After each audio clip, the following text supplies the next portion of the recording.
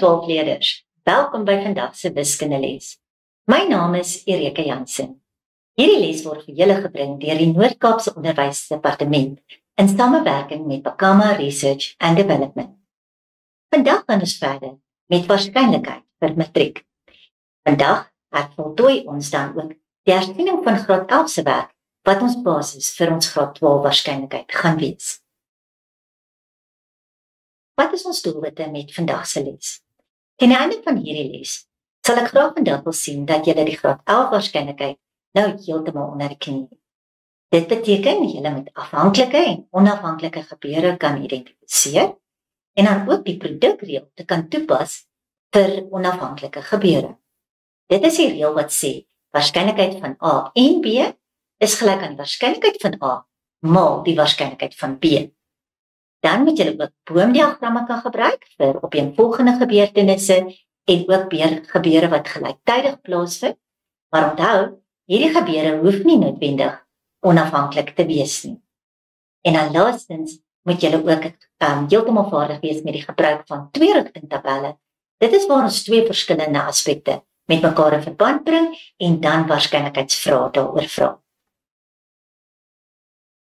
Goed, weer eens, as julle enige verwysing soek, julle kan in die CAPS dokument van 2011 gaan kyk en dan ook in die wiskunde UTB vir graad 12. Nou, wat se voorkennis het julle vir vandag nodig?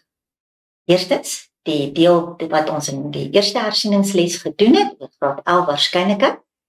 Dit sluit in onafhanklike en afhanklike gebeure, dat jy weet wat elkeen is en wat elkeen behels, en dan ook die toepassing van die produkreël. Dit is reeds soos ek nou genoem het, die waarskynlikheid van A en B is gelyk aan die waarskynlikheid van A maal die waarskynlikheid van B. Dan tweedens, het ons in die vorige les gekyk na die gebruik van Venn-diagramme en ons het dit gebruik om waarskynlikheidsprobleme op te los. Deur geskikte formules reëls af te lei vir enige een van 3 gebeure. Onthou, graad 10 was net 2 gebeure, maar in graad 11 het ons aanbeweeg na 3 gebeure. Nou goed, ons basislyn aktiwiteit. Kom ons kyk gou. 'n Opname is gedoen onder 75 leerders om te bepaal watter sportsoort hulle kyk op televisie. Hulle kon kies tussen atletiek, netbal en rugby. En die inligting wat ingewin is dan die volgende. So hulle het 'n hele lys vir ons gegee, maar hulle het ook hier vir ons 'n Venn-diagram gegee klaar, waar daar sekere van die inligting reeds ingevul was. So die eerste punt sê, 12 leerders kyk netbal, rugby en atletiek. 25 kyk rugby en atletiek. 22 kyk netbal en atletiek. 38 kyk rugby. 5 kyk net netbal en rugby. 9 kyk net netbal en 4 kyk net atletiek. So jy word dan gevra om die letters A, B, C en D te voltooi. En daarna moet jy die waarskynlikheid bereken dat 'n ewekanse gekose leerder atletiek of netbal en rugby gaan kyk. So ek gee julle nou so 5 minute gehou om net hierdie te doen, dat ons net bietjie sien of ons reg is vir die les van hierdie les.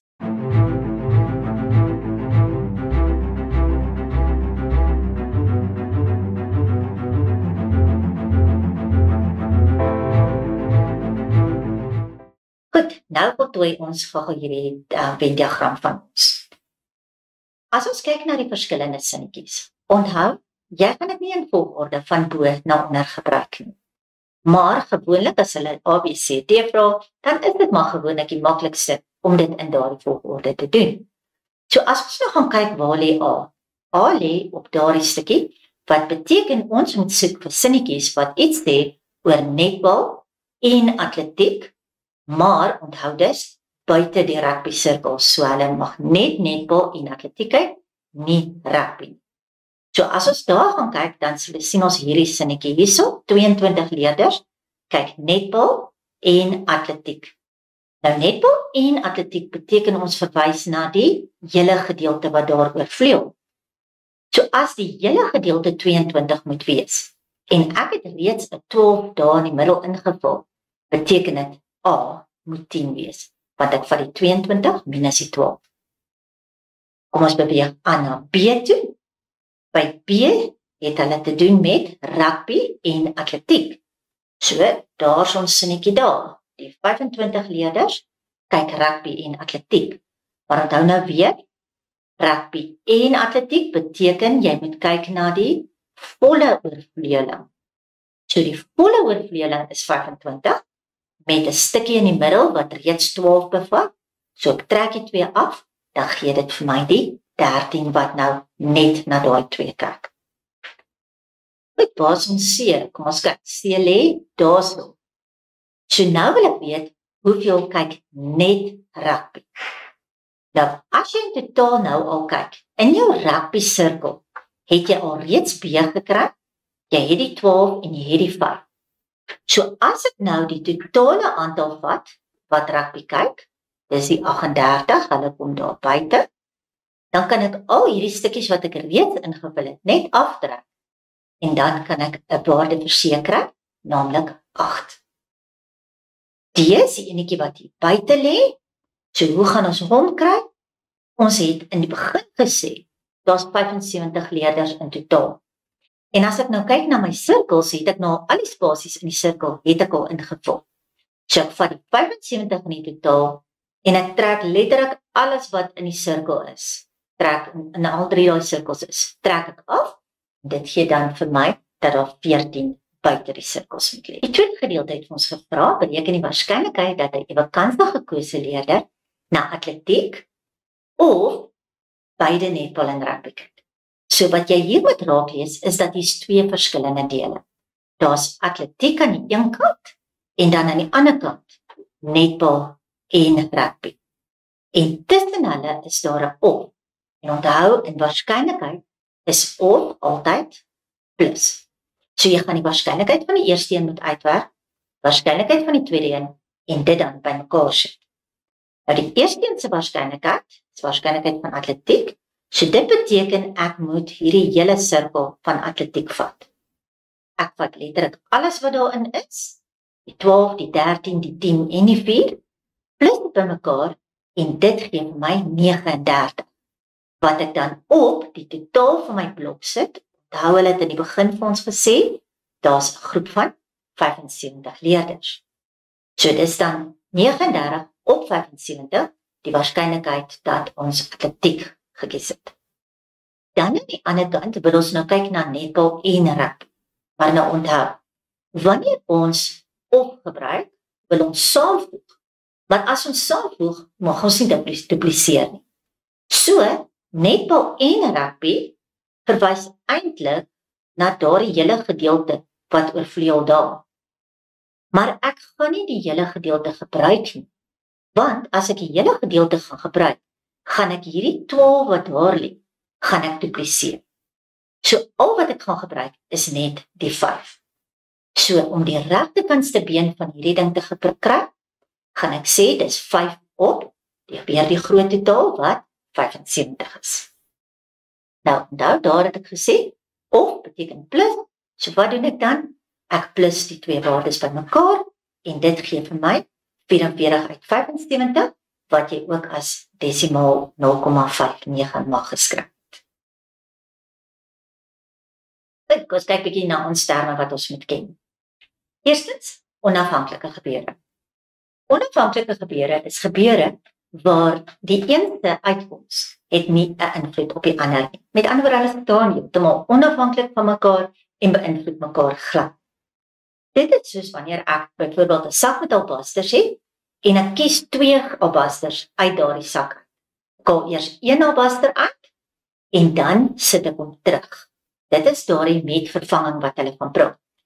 Nou, as ek die eerste albaster uitgetrek het, ek het gekyk wat hy is en ek sit hom dan terug, dan lyk my sak vir die tweede trek, lyk hy mos presies soos wat hy vir die eerste trek gelyk. So die eerste keuse gaan nie invloed hê op die tweede keuse nie, want kom ons sê maar die domein waaruit ek gaan kies, gaan nog steeds presies dieselfde wees. Dit is 'n voorbeeld van 'n onafhanklike gebeure. Kyk ons daarteenoor na afhanklike gebeure, is dit gebeure waar die eerste gebeurtenis 'n direkte invloed het op die tweede gebeurtenis se uitkoms.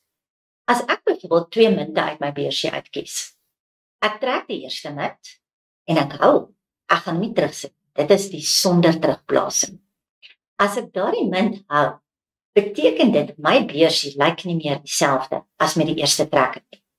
Die betrokke munt wat ek getrek het, is nou nie meer in my beursie nie. So, hy's nie deel van dit waaruit ek kan kies nie. En daarom gaan dit afhang van wat ek die eerste keer gekies het, hoe my gebied waaruit ek my tweede keuse maak, gaan lyk. En dus het die eerste een 'n direkte invloed op die tweede een. Dan 'n twee-rigting tabel. Dit is 'n baie effektiewe manier wanneer ons twee verskillende aspekte met mekaar in verband wil bring en dan wil kyk na sekere waarskynlikhede wat ons daar kan aflees. Goed. Kom ons kyk eers na afhanklike gebeure. Soos wat ek nou gesê het, dis daardie gebeure waar die eerste ene nou 'n direkte invloed het op die tweede een se uitkoms. Goed, kom ons kyk weer na ons voorbeeld. Ons het nou gesê ons gaan twee munte kies en as ek nou die 2 kies en ek doen nie terugplasing nie, beteken dit my beursie lyk anders en daarom gaan dit 'n invloed hê op die keuse wat ek die tweede een mee gaan doen. So, wanneer ek nou wil graag onderskei tussen afhanklike en onafhanklike gebeure, gebeur afhanklike gebeure gewoonlik as ek nie terugplasing doen nie, want dit het dan 'n invloed op die keuses wat beskikbaar is vir my tweede een. Die produkreël, onthou, wat ons in die begin in verlede jaar ook gesê, die produkreël is slegs van toepassing op onafhanklike gebeure. So wanneer ek hierdie afhanklike gebeure met hulle meewerk, dan kan ek nie die produkreël gaan toepas nie. So wanneer jy by jou waarskynlikheidsvrae kom en jy kry vrae waar hulle nou vir jou sekere waarskynlikhede gee, onthou jy twee reëls betrokke by waarskynlikheid. Die ene, die optelreël, hy is op jou formuleblad. Hom mag jy in alle gevalle gebruik. Maar die ander reël is die produkreël wat jy vir onafhanklike gebeure gebruik. Jy mag dit slegs gebruik as jou vraag vir jou pertinent sê, daar is onafhanklike gebeure betrokke. Indien die vraag dit nie sê, dan mag jy nie daai reël gebruik. Kom ons kyk na onafhanklike gebeure. Dan nou, die onafhanklike gebeure, hulle het geen invloed op mekaar nie, so die eerste een se uitkoms gaan nie die tweede ene beïnvloed nie. En dit is daardie voorbeeld wat ons gehad het, van die albasters wat ek nou uit 'n sak uittrek, maar sodra ek een getrek het, kyk ek net wat hy is, en ek sit hom terug. En dit maak my keuses vir die tweede ene presies dieselfde as die eerste een. So dus kan ek die afleiding maak, dat onafhanklike gebeure gewoonlik gebeur wanneer ek terugplasing het van my items wat ek gekies het. Nou die produkreël, onthou, is wel hier van toepassing, so ek kan hom bytrek en hom dan lekker hierso toepas om waarskynlikhede uit te werk. Wat is my produkreël net gebeur? Dit is die waarskynlikheid van A en B is gelyk aan die waarskynlikheid van A maak die waarskynlikheid van B. Nou beweeg ons aan na boomdiagram. Hierdie onafhanklike en afhanklike gebeure wat ons nou net oor gepraat het, gaan ons nou dikwels by boomdiagramme toepas. So 'n boomdiagram is 'n visuele voorstelling wat ons baie handig gaan gebruik as ons byvoorbeeld sekere situasies het, tipies waar ons opeenvolgende gebeure het, of selfs gebeure wat gelyktydig plaasvind. En dit is dan baie handig vir my al die moontlike uitkomste vir 'n spesifieke situasie te visueel voor te stel. So in die geval van 'n boomdiagram behels dit dan ook dikwels die kombinasies van verskillende gebeure en dan ook hulle uitkomste.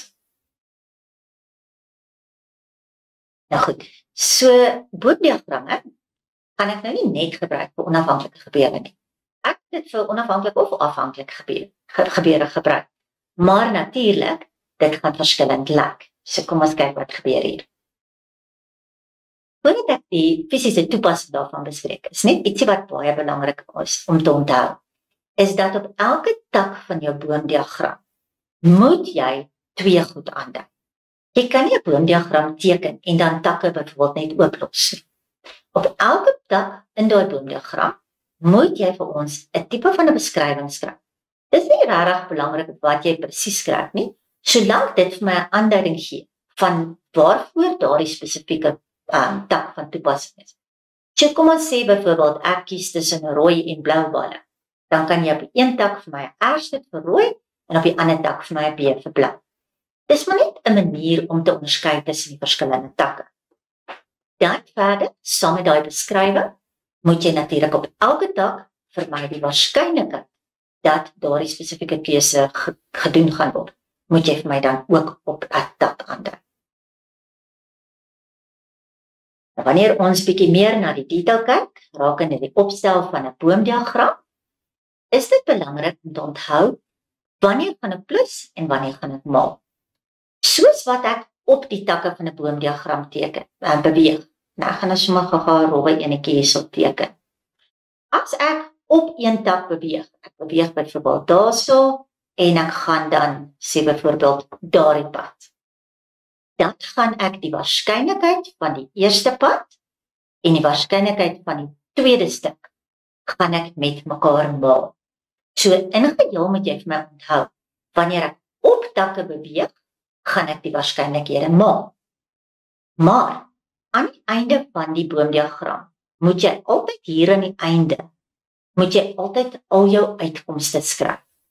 So kom ons sê ek werk weer met my kleure voorbeeld, dan moet jy aan die einde byvoorbeeld vir my skryf rooi blou, rooi groen, rooi geel. Weereens, jy mag sommer die afkortings gebruik, maar daardie lys van uitkomste moet daar wees.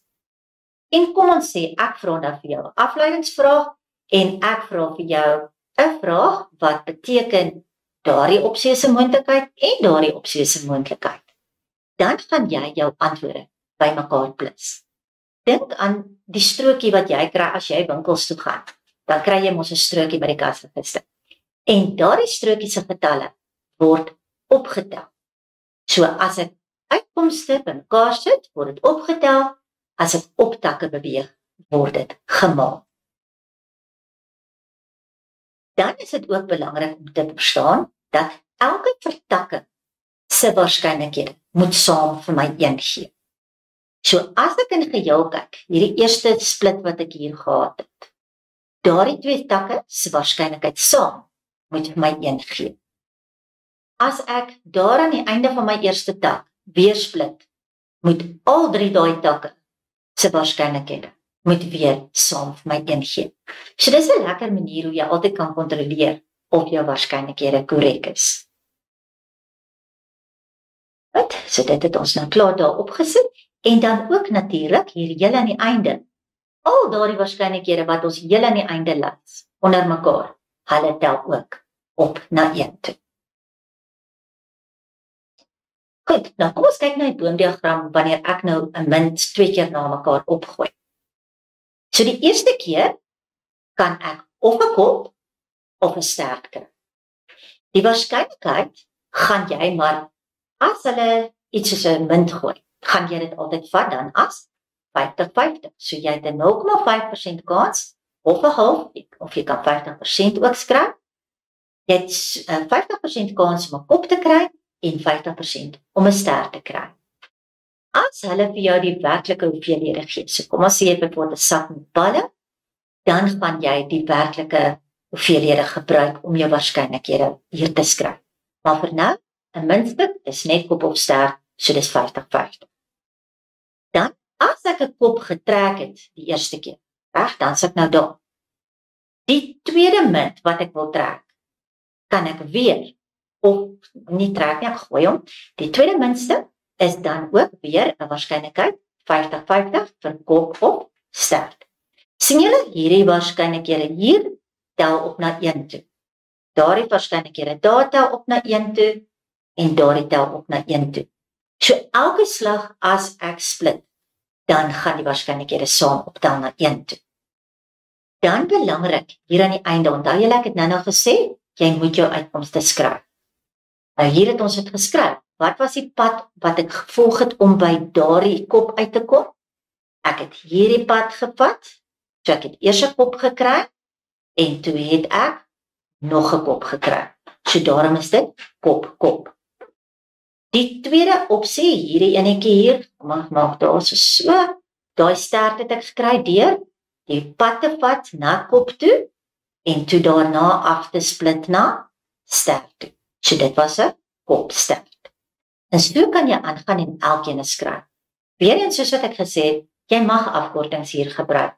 Dit is net die uitkomste moet almal daar wees. Hoekom? Want daai uitkomste maak dit baie makliker as jy later vrae moet beantwoord oor hierdie boomdiagram. So onthou nou, die eerste vertakking was die eerste gebeurtenis, jou eerste munt wat jy opgeskiet het. Tweede vertakking was die tweede gebeurtenis. So ek vergelyk dit gewoonlik in my klas en sê vir die kinders, kyk waar is jou werkwoorde. Kyk wat se aksies vind plaas. Elke aksie wat plaasvind, gaan vir jou 'n nuwe vertakking gee. So as ons nou die waarskynlikhede van elkeen gaan uitwerk, onthou op 'n tak beweeg ek mos en dan gaan ek waarskynlikhede maal. So my eerste tak was 0,5 vir die kop en weer 0,5 vir die kop. So ek maal hulle en dit gee vir my waarskynlikheid van 0,25. Deesdae gee hulle nie meer punte vir die waarskynlikhede daar by elkeen nie. Hulle gee wel 'n punt vir hierdie kolom. Daardie waarskynlikhede daar agter, ja, gaan jy nog steeds moet uitwerk wanneer jy verskillende vrae moet beantwoord. Maar hulle gee nie 'n punt as sulks vir daardie kolom. So gaan ons by elke vertakking wat ons doen en almal van hulle in hierdie geval sal wees 0,5 maal 0,5 omdat almal van hulle se waarskynlikhede op die takke presies dieselfde is. So as ons nou gaan kyk na die som totaal van daardie 4 bates, dan is dit soos wat ons nou gesê het, ook hier. Nou goed, kom ons klim bietjie in 'n sak met balle. Hierdie sak wat ons hier het, bevat 4 rooi metaalballe, 5 blaues en 3 groenes. So nou gee hulle vir my fisies die hoeveelhede. Eerste ding wat ek gewoonlik gedoen is ek tel hulle bymekaar. Maar goed, kom ons lees net gou eers verder. 'n Bal word ewekansig uit die sak gekies en nie teruggeplaas nie. Daardie is baie belangrik, want dit gaan bepaal hoe jou uitkomste op jou tweede vertakking gaan lyk. 'n Tweede bal word ook ewekansig gekies. Jy moet nou 'n boomdiagram gaan opstel om al die moontlike uitkomste vir ons te wys en dan die boomdiagram gebruik om daardie 3 waarskynlikhede af te lees. Maar voordat ons die afleeswerk doen, kom ons gaan trek eers ons boomdiagram.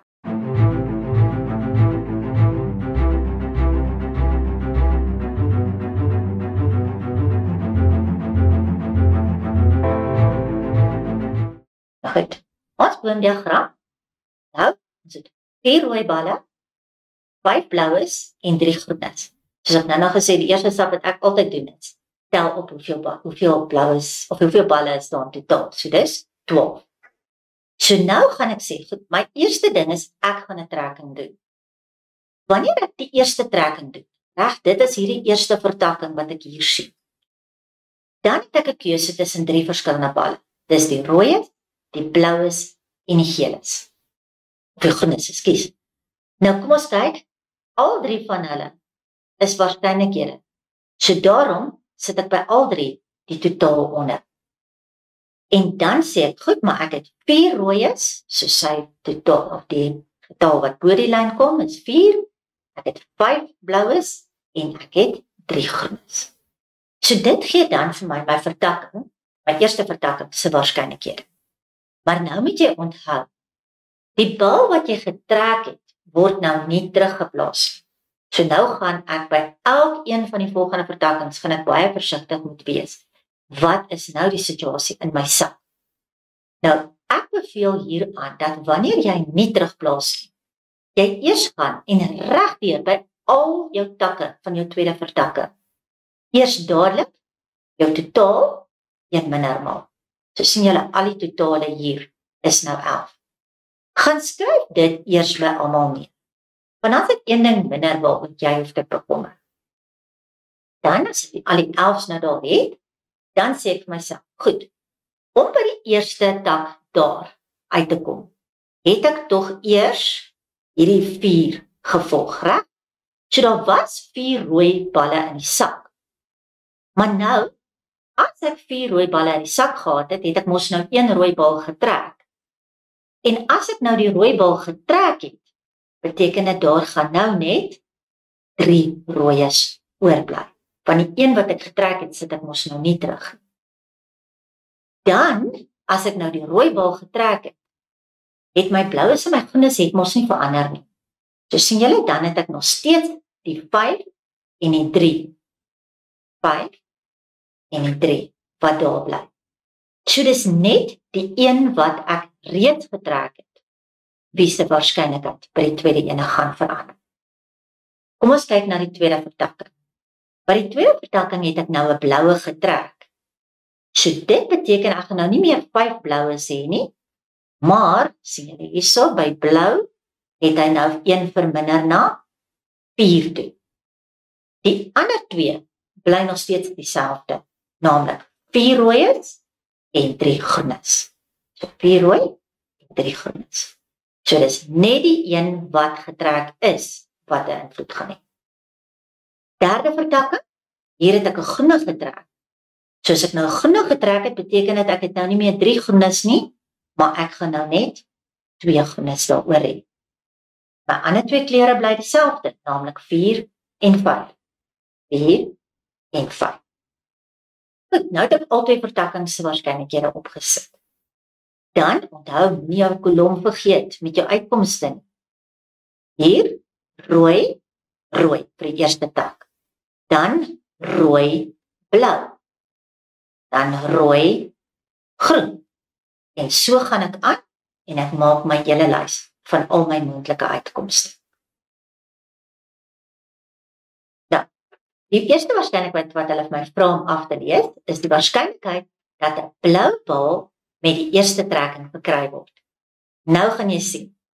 Aangesien jy daardie kolom vir my geskryf het, kan ek nou vir jou sê, ek kan nou hele boomdiagram nou eintlik ignoreer. Al wat jy doen is, jou eerste trekking moet 'n blou bal wees. So nou gaan jy deur hierdie lys en jy merk net die opsies waar die eerste bal blou is. En dit is daardie 3 wat ek daar gemerk het.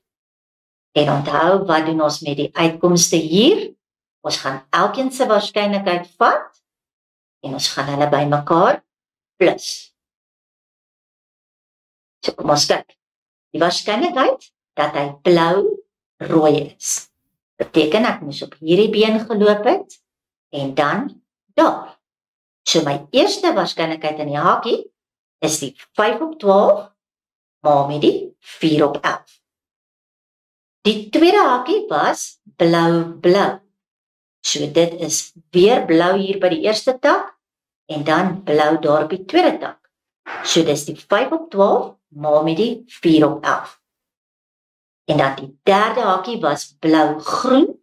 So dis blou by die eerste vertakking, groen by die tweede vertakking. So dit sal 5 op 12 maal 3 op 11. En nou wat jou sakrekenaar tik het in, en dan gaan jy kry 'n finale antwoord van 5 op 12. Goed, kom ons kyk na die volgende eentjie. Volgende een sê nou, 'n rooi metaalbal gevolg deur 'n groene moet getrek word. So die eerste een moet rooi wees en die tweede een moet groen wees. Daar's net een so opsie en dis daardie enetjie. So ek loop maar net die pad om by hom uit te kom en dit sal wees die waarskynlikheid van die eerste vertakking is 4 op 12 en die tweede tak is 3 op 11. Maal dit en dan kry jy 'n antwoord van 1 op 11 of 0,09. Daardie enetjie het gesê, jy moet 2 metaalballe van dieselfde kleur trek. Gaan weer na my lys toe. Dit beteken ek kan 'n rooi trek, of ek kan 'n blou trek, of ek kan 'n groen trek.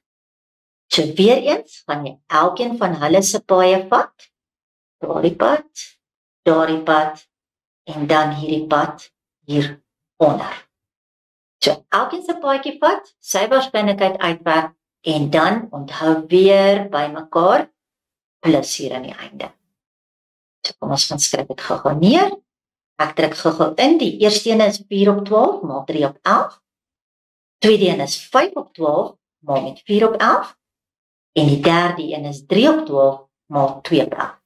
En dit gee vir my 'n finale antwoord van 19 op 66.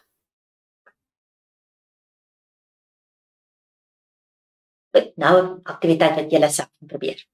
My sak het 5 blou balle, 3 perses en 7 oranjes. Jy het 2 balle uit hierdie sak uittrek, maar belangrik, sonder terugblasing.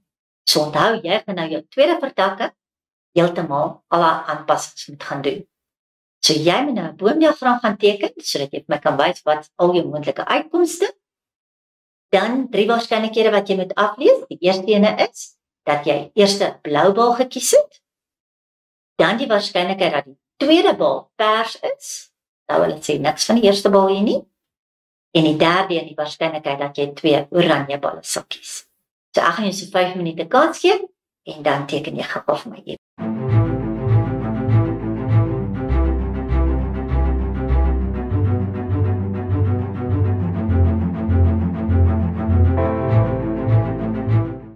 Kom ons kyk hoe lyk ons boomdiagram.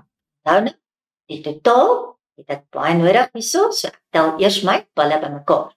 Dit gee vir my 15. Dan kan jy gou gaan kyk op al jou takke, is jou waarskynlikhede reg. Eerste vertakking is al my totale 15. Tweede vertakking het ek 'n bal uitgehaal en hom nie teruggesit nie.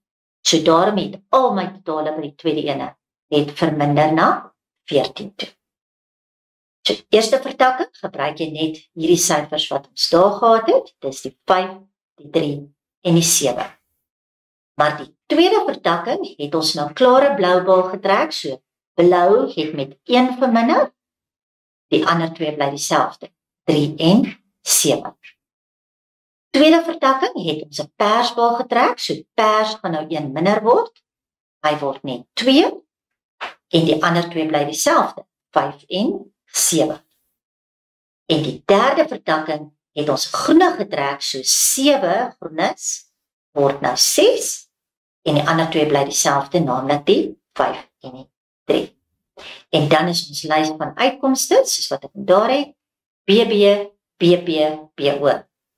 Dan PB, PP en PO, en laaste OB, OP en OO. Nou is dit regtig maklik om ons goedjies af te lees. Kom ons kyk. Die waarskynlikheid om eers 'n blou bal te kies. So, daardie ene is 'n opsie, daardie ene en daardie ene. Want die eerste enetjie wat ek trek moet blou wees. So ek gaan al 3 daardies se waarskynlikhede moet uitwerk en dit gaan ek dan bymekaar plus. So eerste ene sin was 5 op 15 maal met 4 op 14. Dis daardie tak. Tweede ene was weer daardie tak, maar dan daardie ene na die P toe. En die derde een is weer daardie tak, maar na O toe. So as ek daardie waarskynlikhede nou almal ingedruk het, kry ek 'n waarde van 1 op 3 of 0,3. Tweede aflesing.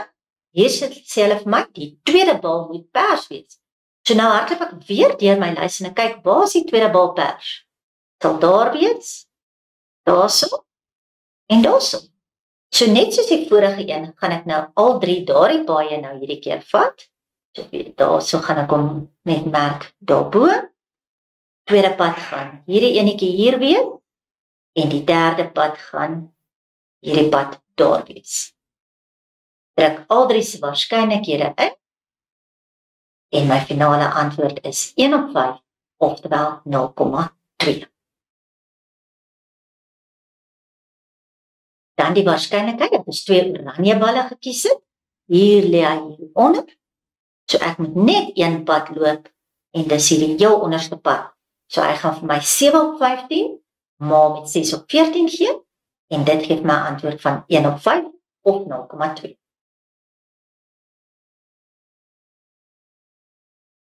Nou klim ons bietjie in 2-rigting tabelle. 2-rigting tabelle, soos ek hier aan die begin gesê het, is 'n lekker handige voorstelling waar ons 2 of meer veranderlikes met mekaar in verband bring. In 'n 2-rigting tabel gaan die een aspek in jou rye voorgestel word en die ander aspek gaan in jou kolomme voorgestel word. En deur dan daardie rye en kolomme te gebruik, kan ek dan meer afleidings maak oor die korrelasie tussen die verskillende veranderlikes waarna ons kyk. Goed, dan kan ons op twee-rigting tabelle handig gebruik om te bepaal of gebeure onafhanklik is of nie. En as ek nou vir jou kan sê, een vraag wat regtig baie waarskynlik is dat jy dit gaan kry, is 'n twee-rigting tabel waar hulle vir jou vra of gebeure onafhanklik is of nie. So kom ons kyk nou na my voorbeeld. Wanneer ek hierdie tabelletjie hier beskou, sal julle sien, aan die bokant van die tabel het hulle gesê tennis of golf. Met ander woorde, ons kyk na sportsoorte. So dit is in my kolomme. Hier aan die linkerkant kyk ek daarna of dit manlik of vroulik is. So ek bring nou manlik of vroulik in verband met die sportsoorte waarna hulle gaan kyk. Dan gee hulle vir my 'n tabelletjie. Wat regtig belangrik is dat jy elke kolom, sien julle hierso, afwaarts, gaan optel. En jy gaan elke ry ook optel. So daai 45 plus 25 gaan my 70 gee, daardie 2 geplus gaan my 80 gee. So nou het jy rye en kolomme se totale. En dan kan jy jouself lekker kontroleer, want hierdie 2 totale hieronder saam moet vir my daardie groot totaal gee. En as ek afwaarts daar kyk, moet daardie 2 saam ook vir my die groot totaal gee. As dit nie die situasie is nie, weet jy het iewers verkeerd opgetel. So, maak maar net eers seker dat al die waardes wel korrek balanseer. Nou gaan ons kyk na 'n situasie waar hulle 'n opname gedoen het by verskillende lughawens om te bepaal of die vliegtye wat laat opstyg, of dit enigstens afhanklik is of onafhanklik is tussen die lughawens waarvandaan hulle opstyg. So hulle het vir my 'n tabel hier gegee waar hulle gesê het jy het 'n lughawe A en 'n lughawe B. En dan het hulle gekyk na die aantal vliegtye wat laat vertrek en die wat betyds vertrek. Maar nou gee hulle ons 'n tabel, daai tabel is nie volledig nie. So jy moet nou eers gaan, dit is ook altyd die eerste vraag dan, en jy moet vir my die ontbrekende waardes in hierdie tabel gaan invul. En dan vra hulle verskillende waarskynlikhede wat jy moet gaan aflees. Maar kom ons kry eers ons tabel volledig.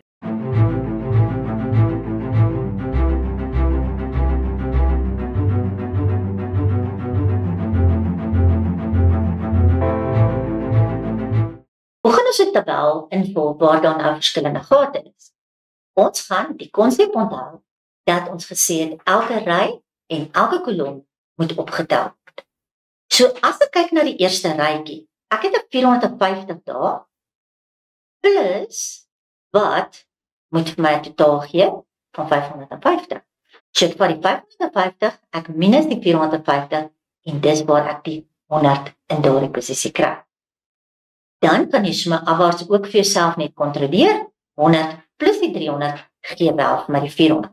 So ek is reg met daardie kolom. Dan kyk ons na die tweede ry. Die tweede ry kan ek nie oplos deur horisontaal te kyk, want ek het net een waar. So my tweede ry nou weer vertikaal kyk. As jy kyk na die eerste kolom, onthou die eerste 2 waardes moet saam optel om die derde waarde te gee. So as ek 450 in die eerste posisie het, dan kan ek dit aftrek van die 600 en dit gee vir my die 150 wat ek daar het. Nou kan ek horisontaal gaan kyk. Ek het 150 by A, ek het 300 by B. So as ek hulle bymekaar tel, gaan hulle vir my die 450 gee. En dan kan ek horisontaal of vertikaal gaan optel, beide van hulle gee vir my die groot totaal van 1000. So nou is my tabel voltooi en nou kan ek aflesings gaan doen. Eerste enetjie was bepaal die waarskynlikheid dat 'n vliegtuig laat gaan vertrek. Jy hoor net laat vertrek. Jy het nie gehoor lughawe A of lughawe B nie. So kyk nou net in die rytjie wat gaan oor laat vertrek en vat die totaal van daardie ry. Dis 550 en sit dit dan op die groot totaal. Ons werk hier altyd omtrent op die groot totaal. So die waarskynlikheid dat 'n vliegtuig laat gaan vertrek, is dan 550 op 1000, wat vir jou 11 op 20 of 0,55 gee. Wanneer ons tabel nou hier het, vra hulle vir ons die waarskynlikheid dat vliegtuie laat vertrek vanaf lughawe A. So ek moet nou net met lughawe A werk. Ek ignoreer B en ek ignoreer die totale. So as ek nou net met lughawe A moet werk, en ek werk met vliegtuie wat laat vertrek, dan gaan ek die 450 gebruik, en ek gaan dit op die totaal van lughawe A sit. Hoekom nou nie die groot totaal nie? Want ons werk hier net met lughawe A se vliegtuie. So dit gee vir my dan 'n waarskynlikheid van 450 op 600. Dit is 'n driekwart. Kyk ons na die volgende een, vra hy die waarskynlikheid dat 'n vliegtuig laat vertrek vanaf lughawe B. So nou werk ek weer net met lughawe B. So die wat laat vertrek is 100 en my totaal daar is 400. So die waarskynlikheid dat hy laat gaan vertrek vanaf lughawe B is 100 op 400. Hierdie notasie wat ons hier het, mag dalk vir julle 'n bietjie vreemd klink. Dit sê eintlik maar net, wat is die waarskynlikheid dat hy laat gaan vertrek, gegee dat jy net met lughawe B werk. Dis wat daai notasie betref. Goed, nou met die laaste vraag het hulle vir my gesê, 'n bestuurder by lughawe A beweer dat die waarskynlikheid dat 'n vliegtuig laat vertrek onafhanklik is van die lughawe. Nou sodra jy die woord onafhanklik is, moet jy dadelik dink aan die produkreël. As ons die produkreël hier gaan toepas, gaan my en gedeelte nou wees die waarskynlikheid dat hy van lughawe A vertrek en laat is. Ja? En aan die ander kant gaan ons werk met die waarskynlikheid van lughawe A maal met die waarskynlikheid dat hy laat is. Maar nou, dis baie belangrik dat jy hier moet besef, hulle vra vir jou of hy onafhanklik is. So jy kan nie die reël neerskryf en vir my sê, dit is gelyk nie. Want onthou, die reël mag jy slegs toepas as hy onafhanklik is. So ons gaan hierdie reël nou eintlik terugwaarts toepas. Ons gaan die linkerkant uitwerk en ons gaan die regterkant uitwerk. En as die linkerkant en die regterkant dan gelyk is aan mekaar, dan kan ons sê hy is onafhanklik. Indien nie, gaan ons sê hy is nie onafhanklik nie.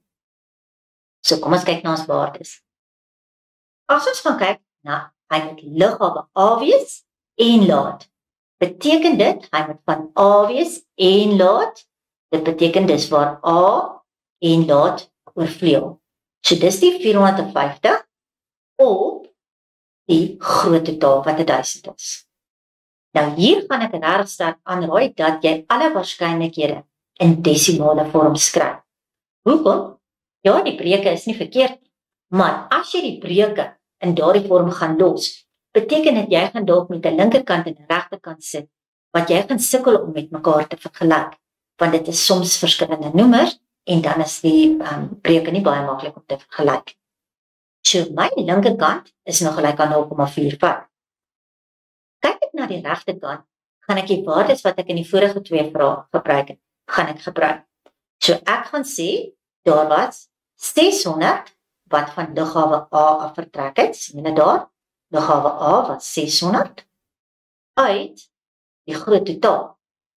So dis 600 op 1000, maal met 550 op 1000. Die vorige vraag hier, onthou julle nou het ek gesê, dat ons het gewerk slegs met lughawe A. As ek hier werk, het niemand gesê dat ek werk net met lughawe A nie. So daarom is my totale hier, is daardie 1000 en daardie 1000. Dis waar hy nou verskil van die vorige vraag, en dis hoekom ons nou eintlik nie die vorige vraag se antwoorde kan gebruik nie. In 'n vraestel sal jy dikwels sien dat in die vorige vraag het hulle daardie waarskynlikhede reeds uitgewerk en jy moet dit dan net maak. So dis hoekom ek die neiging ook het om soms te dink, mense gebruik net maar die vorige vraag, maar nie in hierdie spesifieke situasie. So as ons nou die regterkant uitgewerk het, dan kry ons 0,33. So is hierdie twee waardes dieselfde? Nee. Wat beteken my produkreël is nie waar nie?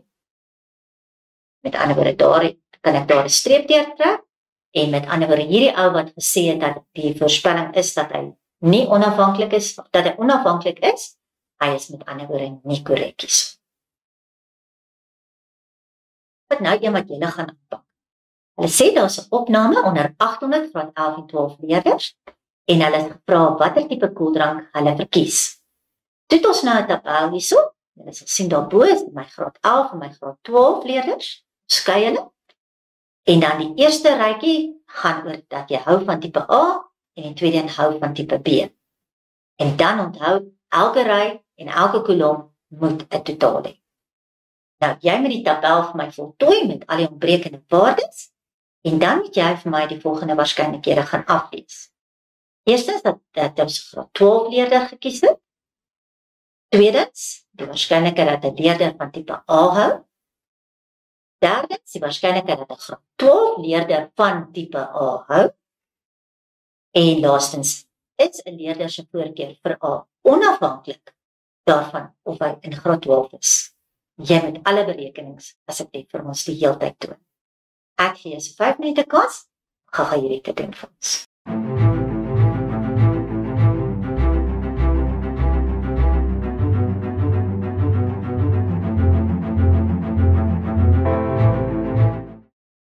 Kom ons kyk hoe lyk ons tabel as hy voltooi is. In die eerste rytjie by die graad 12, 164. Hou van tipe B, eerste kolom, 240. Totaal in die tweede ry 436. En die totaal van die graad 12 kolom 360. En dan 'n groot totaal van 800. Die eerste vraag het gevra die waarskynlikheid dat 'n graad 12 leerder gekies het. So jy moet die totale aantal graad 12 leerders vat op die groot totaal. So dit is 360 op 800 en dit gee vir my 'n waarde van 0,45. Volgende een het gevra, wat is die waarskynlikheid dat 'n leerder van tipe A hou? So nou kyk jy na almal wat van tipe A hou en dit gaan die 364 daar wees, weer eens op groot totaal. En dit gee vir my 'n waarde van 0,455.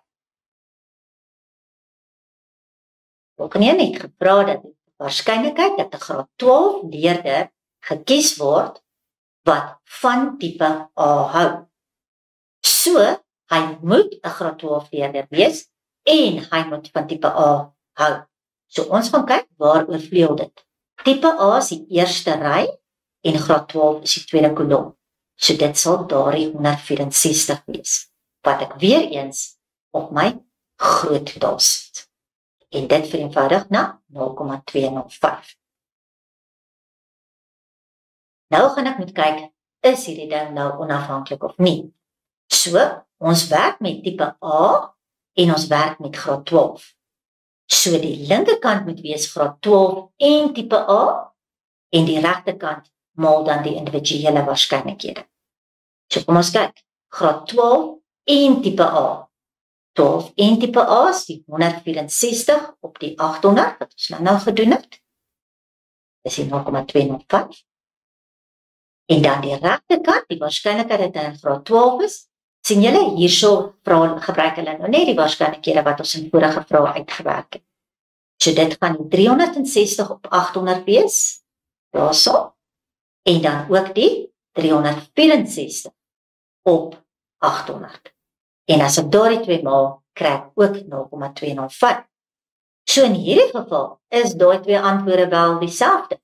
So ek kan die afleiding hier maak dat hierdie twee gebeurtenisse onafhanklik is van mekaar.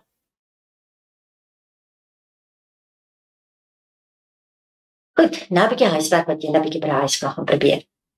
Die waarskynlikheid dat dit sal reën op 'n spesifieke dag is 63%.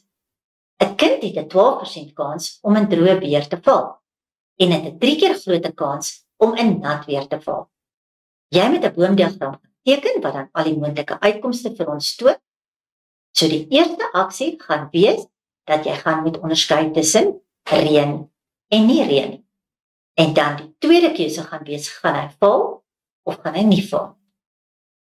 Dan by die B-gedeelte, nadat jy 'n boomdiagram geteken het, moet jy vir my aflees wat is die waarskynlikheid dat 'n kind nie op 'n gegeewe dag sal val.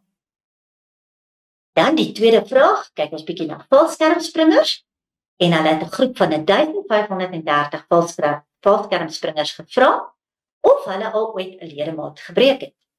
So nou onderskei ons tussen ledemaat gebreek en ledemaat nie gebreek nie. So dis my twee kolomme waarmee ek werk. En dan onderskei hulle ook tussen manlik en vroulik. Jy moet, ja, jy kry baie reg, eers die waardes van A, B, C en D gaan kry, en dan moet jy vir my sê of die gebeurtenis dat dit 'n vroulike valskermspringer is, en die gebeurtenis dat jy 'n ledemaat breek, of dit onafhanklike gebeurtenisse is. En motiveer jou antwoord natuurlik deur die toepaslike berekenings vir ons te wys.